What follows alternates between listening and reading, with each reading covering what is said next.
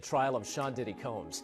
Another celebrity testified today in the federal sex trafficking trial. What terrifying secret linked to Sean Diddy Combs crushed the iron-willed Rock and left him broken in court? Dwayne "The Rock" Johnson, former WWE champion, box office titan, and global icon, entered the courtroom stripped of his familiar charisma. No red carpet confidence, just visible pain. His eyes rimmed red, hands trembling around the mic, his words shattered the room's silence. These weren't action movie lines. They were a raw confession. Under oath, before judge and jury, he named one figure at the heart of nearly 20 years of trauma: Sean Diddy Combs.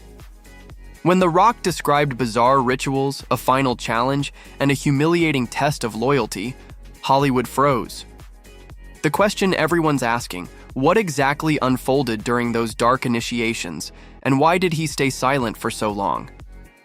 The defense tactic seemed to be this: convince a jury that, while Combs might be extremely unlikable, that doesn't mean he's guilty of criminal offences that could see him locked up for the rest of his life. No warning signs, no online leaks, no whispers down studio hallways. The courtroom had already been rocked by testimony from Monique, Denzel Washington, and Jamie Foxx. Then the doors opened, and in walked Dwayne Johnson, silencing the room with his presence. Gone was the pillar of strength. In his place, a man burdened by secrets, his brows heavy with sorrow, his steps deliberate. He carried no documents, only memories. Diddy turned, face tight with unease. His lawyers scrambled. Prosecutors exchanged glances. They understood instantly that this moment would rewrite everything. Dwayne approached, paused, and gripped the mic. "Your Honor, may I say something first?" The judge nodded. Dwayne's eyes scanned the room before locking on Diddy. Then came the confession. "I didn't want to be here, but my conscience wouldn't let me run. I'm still afraid, but silence terrifies me more." He took the oath. The Rock, known for his strength, now stood exposed. "I played the game to survive. The cost was invisible, but deep." The silence in the room deepened, his story about to lift the veil on Hollywood's darkest truths. He began in 2001, fresh from wrestling, wide-eyed in Hollywood, filming The Scorpion King. He recalled Diddy approaching like a mentor, offering keys to the kingdom. "We need to talk," Diddy said. That talk led to glamorous parties, smiles, and champagne. But beneath the glitter came eerie questions. What would you sacrifice to reach the top? Dwayne faked a smile, but the unease was real. The requests got weirder. One night, Diddy told him to show up at 2:13 a.m. at a house in the hills.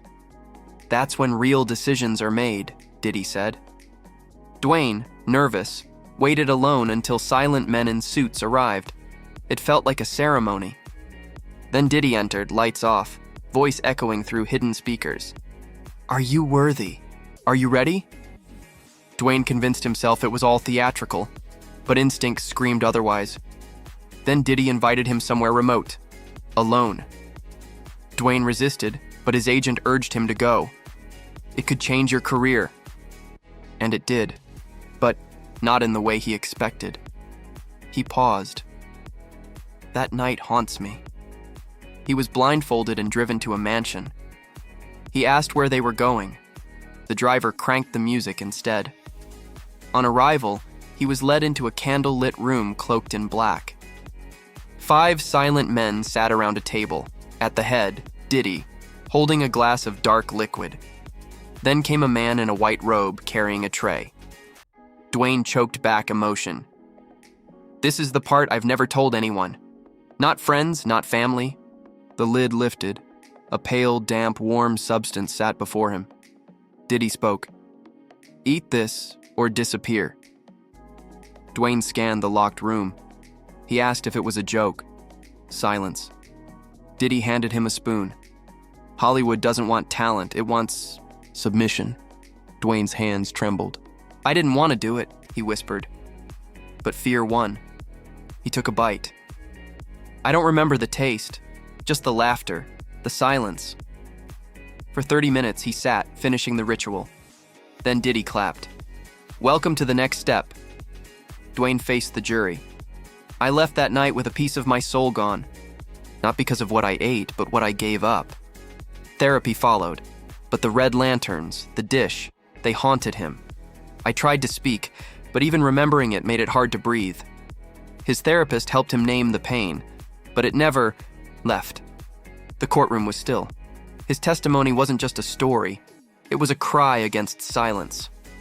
"I lost years of sleep," he said, "and I still wonder, was my silence part of the harm?" After the ritual, things changed. Diddy's team tested his loyalty, kept him close. At what was supposed to be a work retreat, no studios were present, only frightened artists. Phones taken, music looped endlessly, and they were forced to chant. Strange pledges. "I thought it was elite training," he said, "but they wanted us to confuse fear with growth." Dwayne paused. "We were haunted," he said.